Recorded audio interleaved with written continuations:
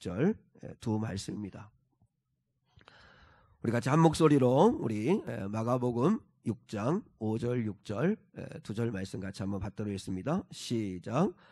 거기서는 아무 권능도 행하실 수 없어 다만 소수의 병자에게 안수하여 고치실 뿐이었고 그들이 믿지 않음을 이상히 여기셨더라. 아멘. 아멘. 자, 한번 설교 제목을 한번 따라하겠습니다. 믿음의 그릇을 준비하라. 믿음의 그릇을 준비하라 하는 제목 가지고 함께 말씀의 은혜를 나누겠습니다. 이스라엘 백성들이 수많은 기적을 경험하고도 우상숭배에 쉽게 빠지는 이유가 무엇인지 아십니까? 하나님에 대한 믿음을 버리고 그 성경을 읽어보면 왜 이렇게 이스라엘 백성들이 나 같으면 정말 이렇게 민족적으로 하나님이 이렇게 날마다 기적을 부어주시는데 날마다 만나 먹고 구름기둥 불기둥으로 인도하시고 또 반석에서 물을 내기도 하시고 정말 엄청난 은혜와 기적을 행하여 주시는데 왜 이스라엘 백성들은 믿음을 버리고 다른 신을 따라가는 이유가 뭘까? 우리가 궁금할 때가 있습니다. 첫째는 하나님을 수단으로 삼기 때문입니다. 신은 인간이 정한 목표를 이루어주는 수단에 불과하다 이렇게 생각하는 거죠. 신의 존재 목적이 뭐냐? 인간이 정한 목표를 이루어주는 수단, 이걸 신이라고 생각을 하는 거죠. 보세요. 하나님은 전쟁의 신, 그리고 바알은 풍요의 신. 그러니까 광야길을 갈 때는 수많은 어려움과 난관이 있고 적의 공격이 있으니까 전쟁의 신 여호와가 필요한 거죠.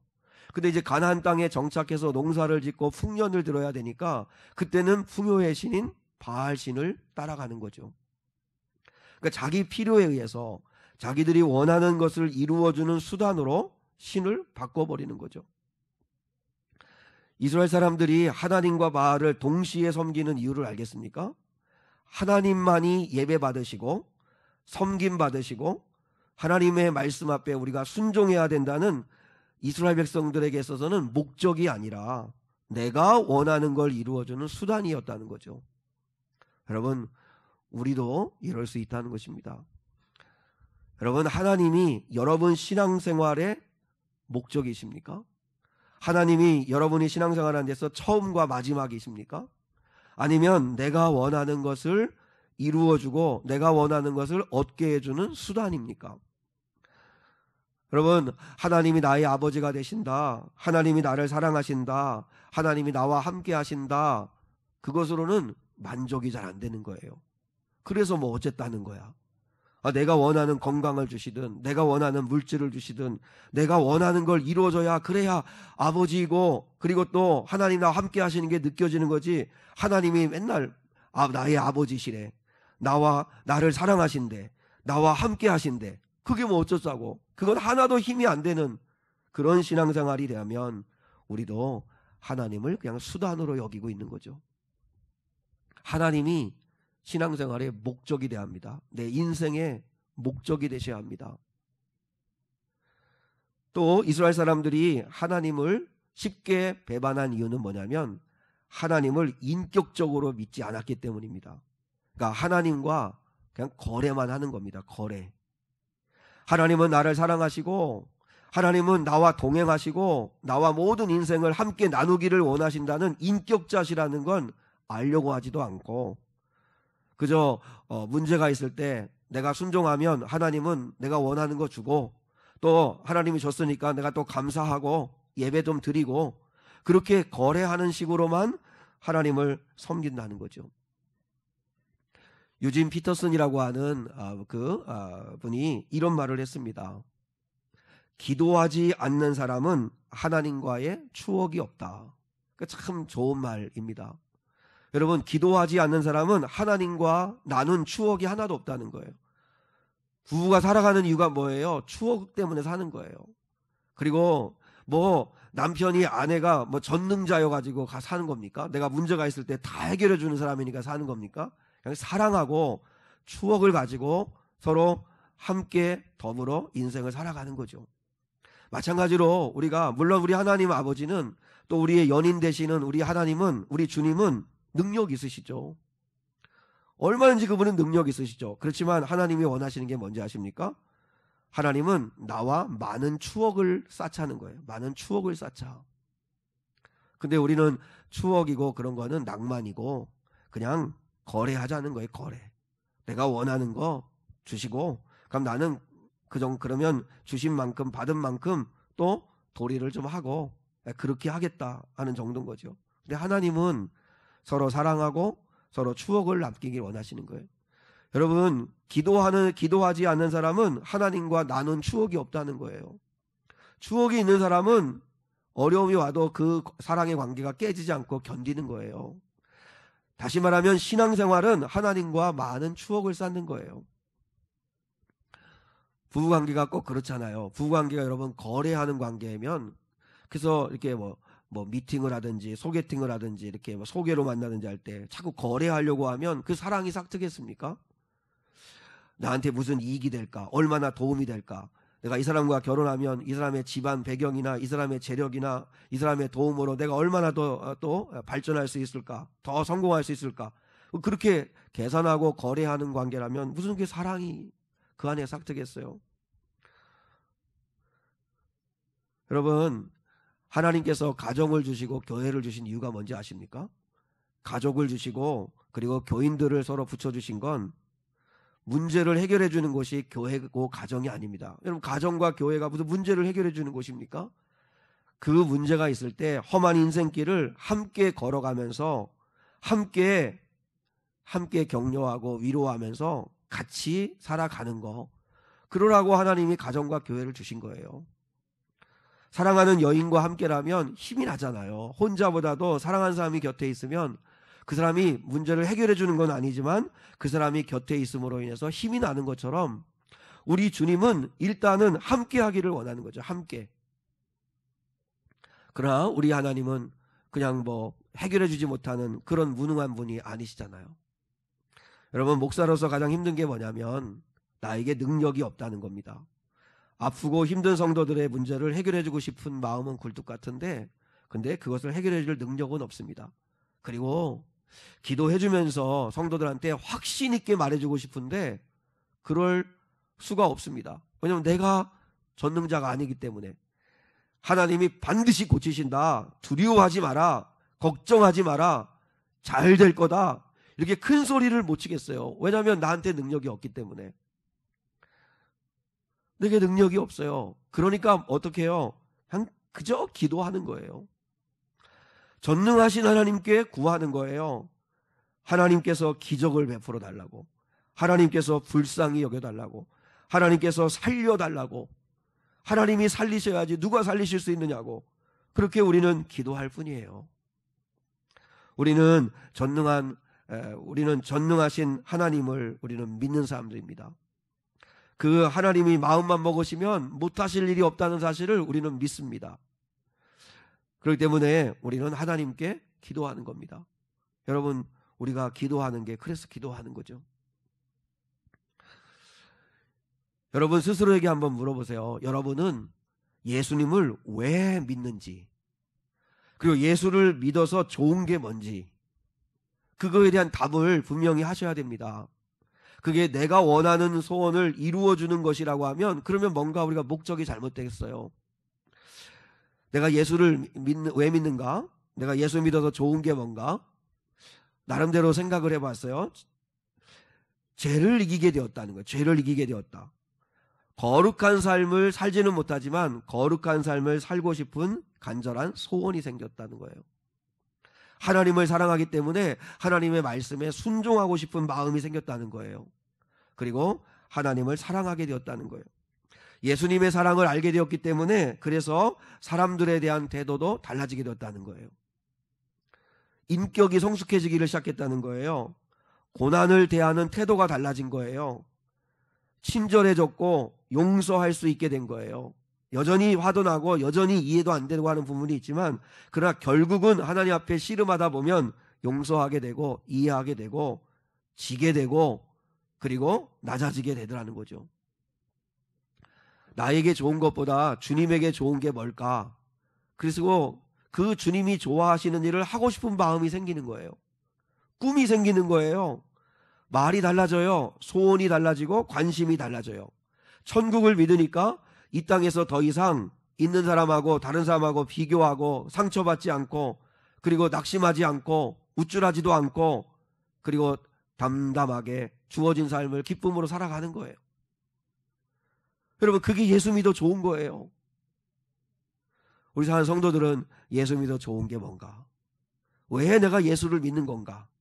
한번 깊이 생각해 볼 수 있기를 원합니다. 그래서 이스라엘 백성들처럼 우리도 그냥 하나님을 수단으로만 삼으려고 하고, 그리고 하나님과 거래만 하려고 하고, 그렇게 하지 말고 그 하나님과 같이 연인처럼 함께 인생의 길을 같이 걸어가면서 시시콜콜 함께 삶을 나누면서 그분 앞에 도우심을 구하면서 그러면서 살아가는, 그래서 신앙생활에 많은 추억을 쌓는 그런 거룩한 성도들 될 수 있기를 주님의 이름으로 축복합니다.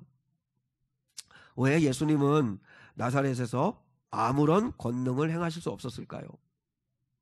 오늘 보면 거기에서는 아무런 권능을 행하실 수 없었다. 그들이 믿지 않는 걸 이상하게 여기셨다. 이렇게 말씀을 하십니다. 나사렛 사람들은요, 예수님께 기적만 요구했습니다. 기적. 예수님의 말씀에는 별로 관심이 없었어요. 예수님이 누구신지 예수님을 아는 일에는 별로 관심이 없고, 그저 예수님, 우리가 원하는 기적을 주십시오. 그리고 내가 원하는 일을 해결해 주십시오. 내가 원하는 소원 이루어 주십시오. 이것만 말했어요. 그래서 나사렛 사람들이 예수님께 뭐라고 이야기하냐면, 가버나움에서 행한 일들을 우리에게도 행하여 주십시오. 이렇게 얘기했습니다.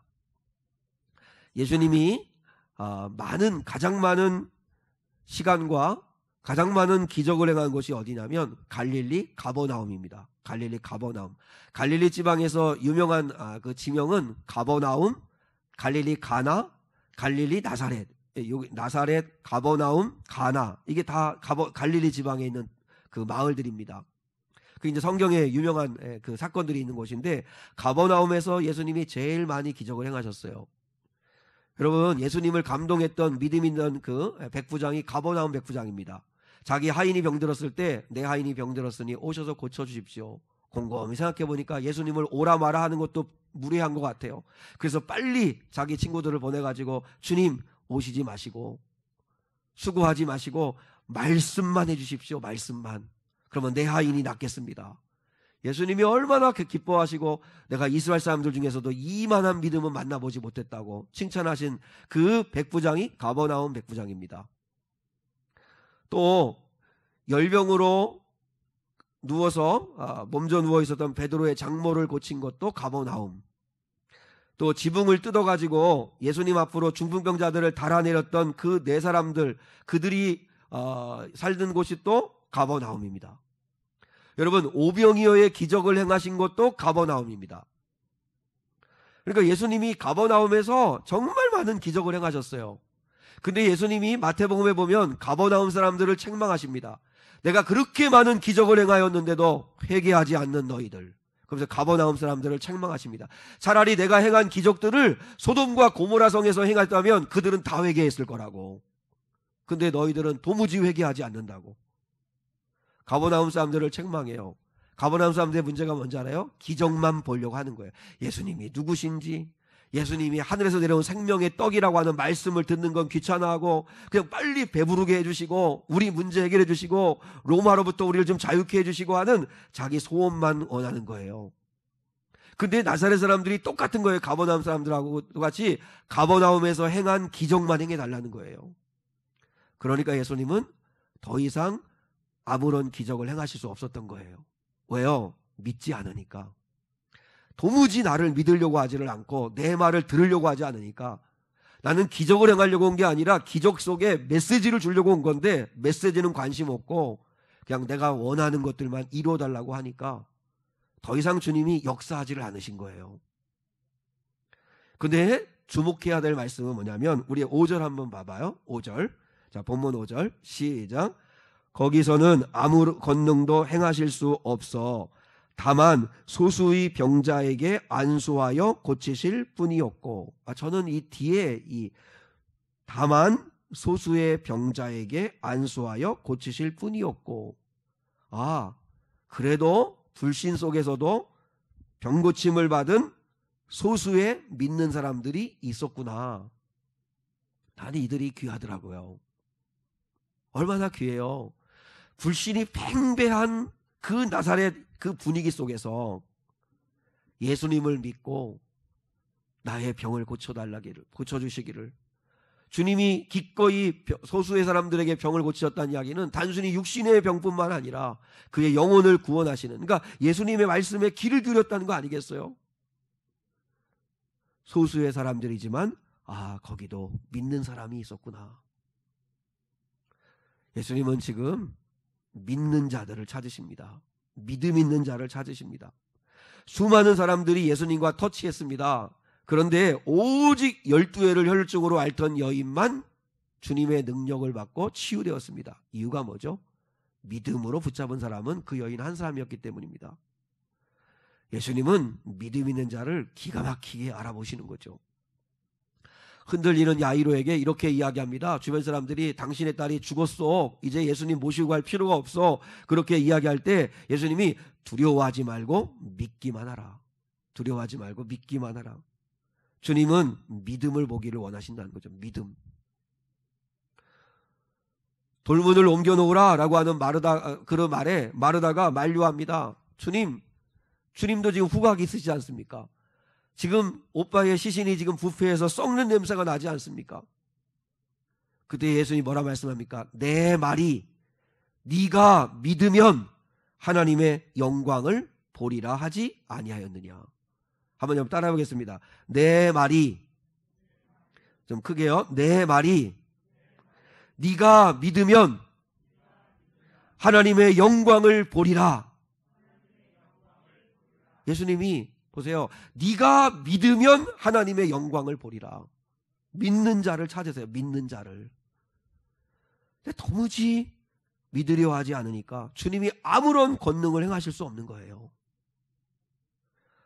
예수님이 해결사로 오신 건 아니잖아요. 근데 문제 해결만 기대하고 있는 그들에게 아무런 권능을 행하실 수 없는 거예요. 그렇다면 우리도 믿지 않는다면 예수님은 우리에게 아무런 권능을 행하실 수 없다는 것입니다. 그럼 우리 주님이 우리에게 원하시는 믿음이 뭘까요? 그럼 우리 주님이 우리에게 원하시는 믿음의 내용이 뭘까? 자, 첫 번째는 먼저 주님의 능력을 믿으셔야 합니다. 주님의 능력을 믿으셔야 합니다. 주님은 능히 하실 수 있음을 믿으실 수 있기를 축복합니다. 우리에게는 능력이 없지만 그러나 능력은 오직 하나님께 있습니다. 그래서 우리가 해야 할 일은 하나님을 믿고 그분께 구하는 것입니다. 그분은 능히 하실 수 있다. 자, 야고보서 5장 13절로 16절에 야고보 기자가 야고보 사도가 이렇게 이야기합니다. 자, 한번 야고보서 5장 13절로 16절 같이 한번 읽겠습니다. 이게 교회의 사명이기도 합니다. 자, 잘 한번 보세요. 시작.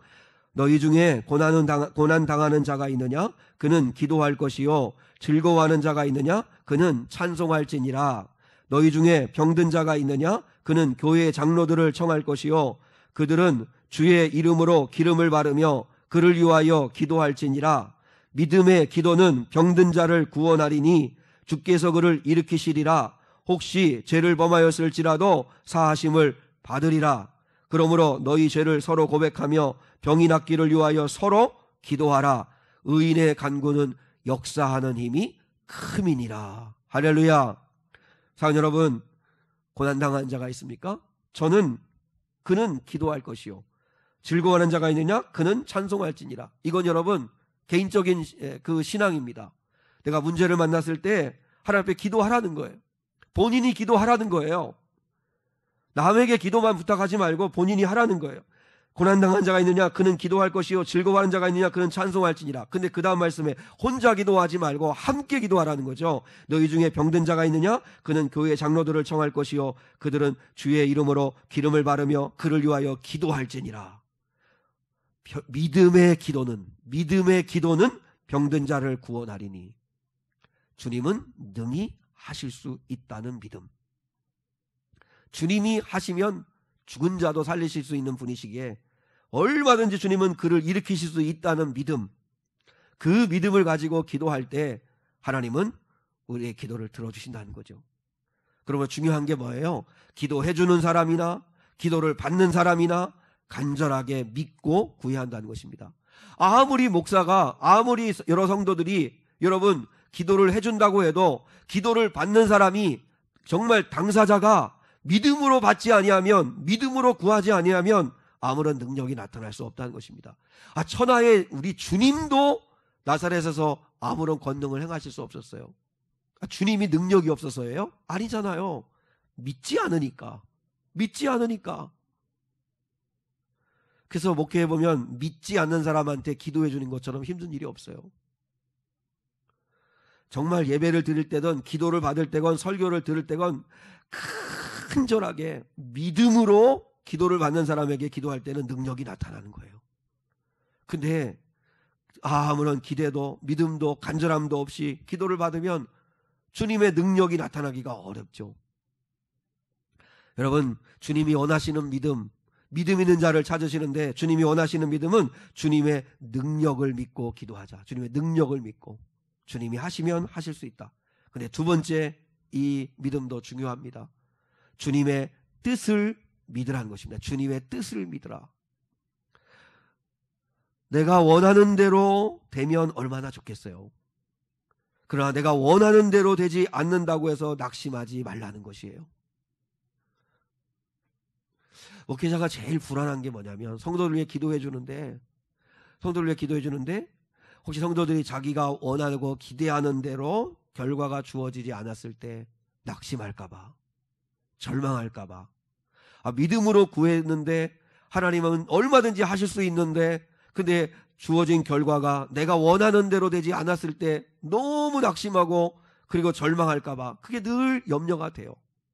그러나 우리는 두 번째 이 사실을 믿어야 합니다. 주님의 뜻을 믿어야 합니다. 주님에게는 이유가 있으실 겁니다. 닉 부이치치의 간증입니다. 닉 부이치치는 팔다리가 없이 태어난 사람입니다.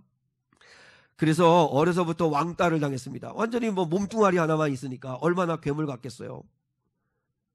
근데 교회를 갔는데, 이제 믿는 부모님이니까 부모님 따라서 교회를 갔는데, 예수님은 나를 사랑하시고 나에 대한 완전한 계획을 갖고 계시다, 이런 이야기를 교회에서 들은 거예요.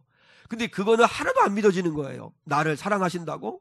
사랑하는데 왜 나를 이 모양으로 이 땅에 태어나게 만들어? 그리고 이런 괴물 같은 내 모습을 통해 하나님이 완전한 계획을 갖고 계시다고? 그건 믿을 수가 없어. 그래서 닉 부이치치는 기도가 오직 하나예요. 하나님, 팔다리 자라게 해주십시오. 팔다리 주십시오. 나를 향한 계획? 나 그런 거는 모르겠고 그냥 팔다리를 주십시오. 팔다리가 자라게 해주십시오. 아무리 기도해도 안 되더라는 거예요. 닉은 10살 때 자살 시도를 시작했답니다. 자살 시도를. 독립할 수도 없고 부모님께 짐만 될 것 같고 항상 혼자 외톨이일 것 같고 절대로 가정을 이루어 행복할 수도 없을 것 같고 삶의 목적도 찾을 수가 없을 것 같고, 그래서 결론은 죽는 게 낫다. 욕조에 물을 받아놓고 이제 죽으려고 하는데, 그 순간에 부모님이 내 무덤에서 통곡을 하면서 이 아이에게 더 잘해줄 걸 하면서 슬퍼할 모습이 생각이 나니까 도저히 자살할 수는 없더라는 거죠. 그리고 닉이 15살 때, 그때 주님을 인격적으로 만났죠. 그리고 그가 자신의 삶을 예수님께 드리면서 기도가 바뀝니다. 더 이상 팔다리를 달라고 기도하지 않습니다. 대신에 하나님께 기도합니다.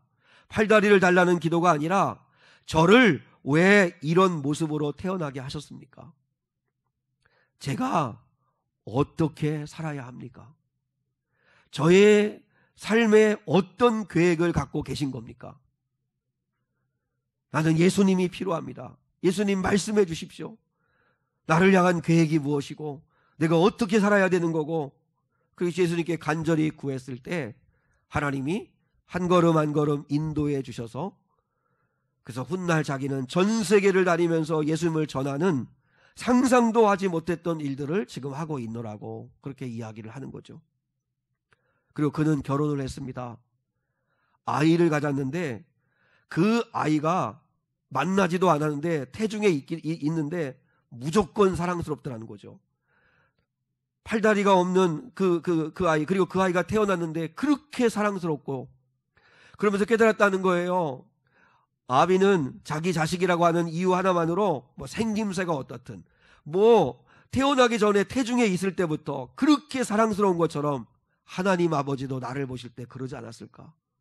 비록 내가 팔다리가 없는 이런 장애를 가지고 태어났지만 하나님 아버지가 나를 바라보실 때 내가 내 자식을 바라보는 마음과 똑같았지 않았을까? 그렇게 내가 내 자식을 사랑하고 내 생명도 주고 싶을 만큼 사랑하는 아이가 될 수 있었던 건, 그러면 하나님 아버지도 나를 그렇게 사랑하지 않으셨을까? 자, 여러분, 닉은 자기가 원하는 대로 팔다리가 다시 생기진 않았습니다. 그러나 하나님은 닉의 인생의 계획이 있으시다는 거, 그리고 그를 구원하셨고, 그가 그동안 그가 자살 시도하고 원망하고 불평하고 그리고 그 화내고 했던 모든 죄를 용서해 주시고, 그리고 소망을 전하는, 예수님을 전하는 증인으로 그를 써주셨다는 거죠. 제가 하고 싶은 이야기는 뭐냐면 주님의 뜻을 믿어야 된다는 거죠. 끝난 게 아니죠. 끝난 게 아니라는 거죠. 우리는 주님의 능력을 믿어야 되고, 그리고 그리 아니하실지라도 주님의 성품, 주님의 거룩하신 뜻을 믿고 그분을 의지하고 갈 때 주님은 내 인생을 결코 포기하지 않으시고 인도하셔서 하나님의 계획하심을 이루실 수 있는 분이라는 사실을 믿으셔야 된다는 것입니다. 그러면 주님의 권능을 받으려면 우리가 두 가지를 해야 합니다. 첫째는 믿음의 그릇을 준비해야 합니다. 믿음의 그릇을 준비해야 합니다. 열왕기하 4장의 이야기를 하겠습니다. 열왕기하 4장은 엘리사 선지자에게 한 선지생도 아내가 찾아옵니다. 근데 이 남편이 어느 날 갑자기 죽어요. 그러니까 이제 아내하고 어린 자식들만 남았는데 빚을 많이 남기고 떠났어요. 그러니까 이 당사자가 빚을 갚을 당사자가 없으니까 이 빚쟁이들이 어떻게 했냐면 그 선지생도의 그 자녀들, 그 어린 자녀들을 노예로 팔으려고 그 아이들을 잡아가려고 하는 위기가, 그런 어려움에 처한 거예요. 그래서 이제 선지생도인 아내가 어떻게 할 방법이 없으니까, 집은 가난하죠. 빚은 많죠. 지금 빚쟁이들이 자기 자식들은 노예로 팔아가지고 이제는 생리별을 하게 생겼죠. 어떻게 할 방법이 없으니까 그때 엘리사에게 찾아와 구합니다. 여러분, 귀한 게 뭐예요? 엘리사에게 와서 구했다는 거예요. 엘리사가 전능한 게 아니죠. 엘리사의 하나님 앞에 나와 구한 거죠. 목회자에게 나오는 건 목회자가 능력 있어 나오는 게 아니죠. 목회자가 하나님의 종이니까 하나님의 종 앞에 나와서 기도하고 기도받고 그리고 함께 기도해 달라고 구하는 거죠. 먼저 구합니다. 그러니까 엘리사가 그 여인에게 이렇게 묻습니다. 자, 2절 같이 한번 읽겠습니다. 시작. 엘리사가 그에게 이르되 내가 너를 위하여 어떻게 하랴? 내 집에 무엇이 있는지 내게 말하라. 그가 이르되 계집종의 집에 기름 한 그릇 외에는 아무것도 없나이다 하니. 아니, 문제를 해결하려면 그냥 뭐 돈 뭉치를 주든지. 근데 항상 하나님은 이렇게 하십니다. 내게 있는 것이 무엇이냐? 내게 있는 것이 무엇이냐? 완전히 지금 가난하고 빚더미에 올라있고 남편 죽고 생과부 되고 자식들과 지금 종에 팔릴 위기가 처하고 내가 있는 게 뭐가 있어요? 다 잃었다고 생각하죠. 그러니까 왜 우리가 낙심하고 원망해요? 다 잃었다고 생각해요. 근데 주님은 초점을 바꾸라는 거예요. 초점을 뭘로요? 네가 있는 게 무엇이냐? 네가 있는 게 무엇이냐? 기름 한 그릇 외에는 없습니다. 기름 한 그릇밖에 없습니다. 여러분, 주님은 모세에게 이렇게 묻습니다. 네 손에 있는 것이 무엇이냐? 완전히 애굽의 왕자의 궁궐에 있던 자가 이제 미디안 광야에서 초라한 인생을 40년 보내고 이대로 내 인생 끝나는 거구나, 이렇게 생각할 때 80세에 주님이 찾아오셔서 물으신 질문이 뭐예요? 네 손에 있는 게 무엇이냐?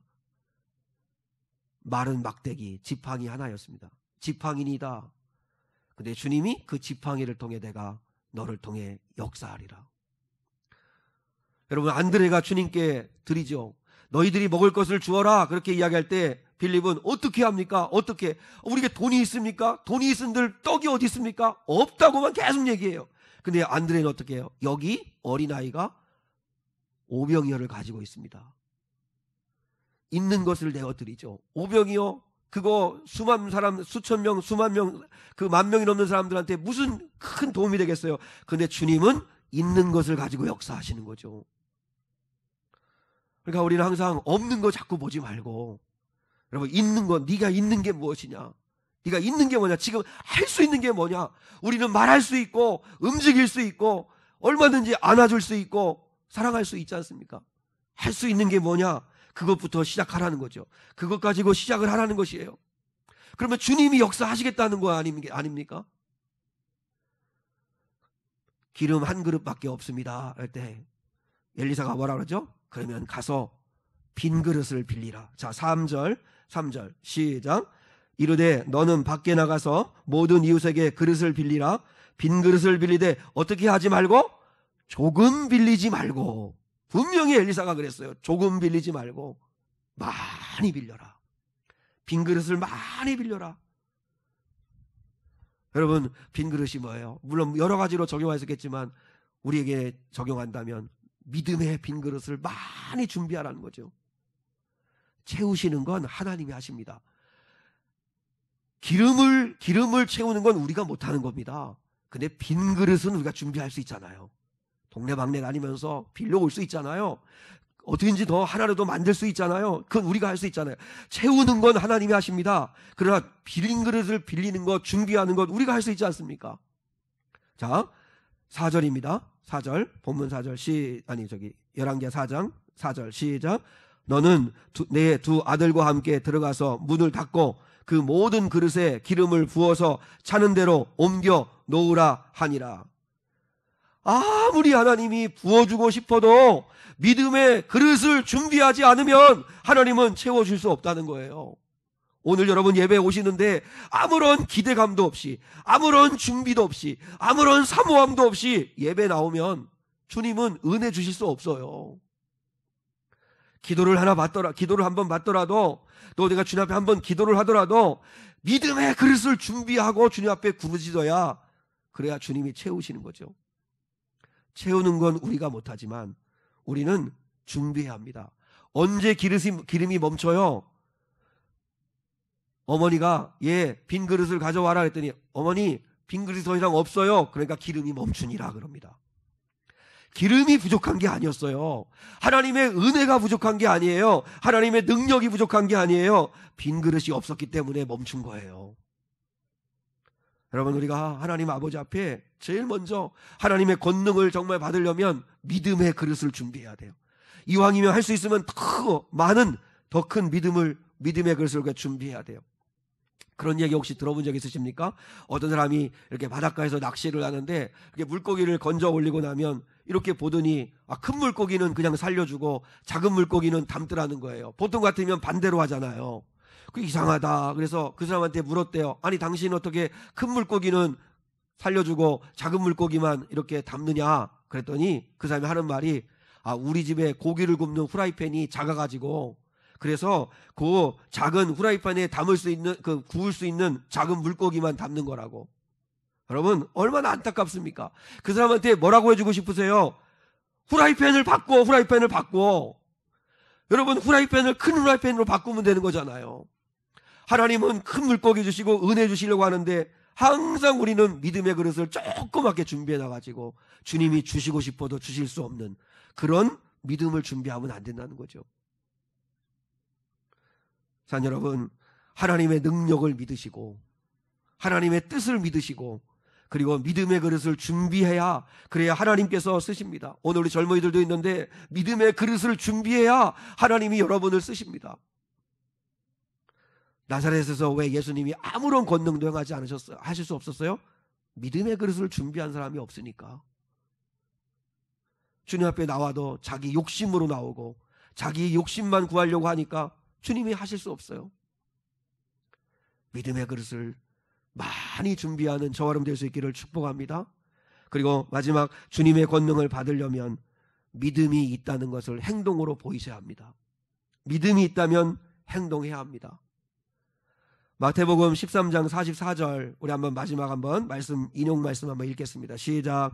천국은 마치 밭에 감추인 보화와 같으니 사람이 이를 발견한 후 숨겨두고 기뻐하며 돌아가서 자기의 소유를 다 팔아 그 밭을 사느니라. 보화를 발견한 사람은 여러분 기뻐하며 달려갑니다. 지치지 않습니다. 아마 달려가서 다 자기 소유를 다 정리해가지고 그 밭이 얼마가 되든 간에 그 밭을 살려고 하면 아내가 막 뜯어 말리고 동네 사람들이 아니 저기 불모지 같은 땅 무슨 개발도 안 될 땅 뭐 그런 땅을 살려고 하느냐고 아마 뜯어 말리고 난리가 날 겁니다. 근데도 이 사람은 기죽지 않습니다. 지치지 않습니다. 주변 사람들이 뭐라고 해도 어떤 어려움이 있어도 포기하지 않습니다. 왜요? 보화를 보았으니까. 믿으면 이 사람은 자기 소유를 팔게 되어 있습니다. 봤는데 다른 사람들이 볼 때는 바보짓 같고 미련해 보이죠. 우리가 예수 믿는 게 미련해 보이고 바보 같아 보이죠. 근데 우리는 정말 믿으니까 그렇게 사는 거죠. 여러분 믿으니까 자기 소유를 다 팔아 그 밭을 사는 겁니다. 행동이 나오잖아요. 행동. 삭개오가 믿으니까 자기 재산의 절반을 가난한 자에 나눠줍니다. 돈밖에 몰랐던 삭개오, 돈이 인생의 목적이었던 삭개오, 움켜졌던 삭개오인데 왜 자기의 재산을 다 나눠주기를 기뻐합니까? 만났으니까. 예수님 믿으니까 가치관이 달라지고 꿈이 달라지고 소망이 달라진 거죠. 믿으니까 노아의 8 식구는 사람들이 뭐라고 손가락질을 해도 방주를 만듭니다. 믿으니까 아브라함은 이삭을 드립니다. 믿으니까 다윗은 골리앗과 싸웁니다. 다른 사람들이 볼 때는 바보 같고 어리석고 이해되지 않지만 믿으면 행동하게 되어 있습니다. 그렇다면 사랑하는 성도 여러분, 천국을 믿으신다며요. 천국을 믿는다면 우리가 어떻게 살아야 되겠습니까? 예수님을 믿으십니까? 예수님을 믿으신다면, 예수님의 능력을 믿으신다면 우리가 어떻게 해야 되겠습니까? 기도의 능력을 믿으신다면 우리가 기도해야 되지 않습니까? 영생을 믿으신다면 여러분 이 땅에서 죽고 사는 것 때문에 정말로 여러분 연연하지 아니하고 그것을 뛰어넘는 그런 담대한 믿음의 삶을 살 수 있어야 되지 않겠습니까? 하나님이 나의 아버지시라면 그러면 우리가 행동할 수 있어야 되지 않겠습니까? 자, 여러분 믿으면 살아야 합니다. 그래서 사람들이 저 사람은 진짜 믿는 사람이구나, 진짜 믿는구나, 진짜 천국을 믿는구나, 진짜 예수님을 믿는구나, 진짜 하나님이 살아계시다는 걸 믿는구나, 그러면 보여줘야 합니다. 그래야 주님이 그런 사람에게 권능을 행하시는 거죠. 우리가 주님의 권능을 행하실 수 있도록, 나를 바라보시고 아무런 권능도 행하실 수 없는 자가 아니라 나를 통해 권능을 행하시고 우리 교회를 통해 권능을 행하실 수 있도록 자, 여러분 믿음의 그릇을 준비하시고 그리고 믿는 만큼 살아가시고 행동하시고 그래서 주님의 은혜를 더 깊이 받아들이는 저와 여러분 될 수 있기를 주님의 이름으로 축복합니다. 우물가의 여인처럼 헛된 것 구하지 마시고 우리 예수님을 구하십시다. 오직 예수님만이 부어주실 은혜를 구하십시다. 우리 이 시간에 주님이 부어주실 은혜를 생각하면서 우물가의 여인처럼 난구했네, 우리 찬양 한번 드리겠습니다. 우물가의 여인처럼 난구했네, 헛되고 헛된 것들을 그때 주님 하신 말씀, 내 샘매와 생수를 마셔라. 오 주님 채우소서, 나의 잔을 높이 듭니다. 하늘 양식 내게 채워주소서, 넘치도록 채워주소서. 많고 많은 사람들이 찾았었네, 헛되고 헛된 것들을 주 안에 감추인 보배 세상 것과 남 비길 수 없네. 오 주님, 오 주님 채우소서. 믿음의 그릇을 준비합니다. 나의 잔을 높이 듭니다. 하늘 영광 내게 채워주소서. 넘치도록 채워주소서. 내 친구여 거기서 돌아오라. 내 주의 넓은 품으로. 우리 주님 너를 반겨 그 넓은 품에 안아주시리. 오 주님, 오 주님 채우소서. 나의 잔을 높이 듭니다. 하늘 양식 내게 채워주소서. 넘치도록 채워주소서. 우리 한번 두 손 들고 오 주님, 오 주님 채우소서. 나의 잔을 높이 듭니다. 하늘 양식 내게 채워주소서. 넘치도록 채워주소서.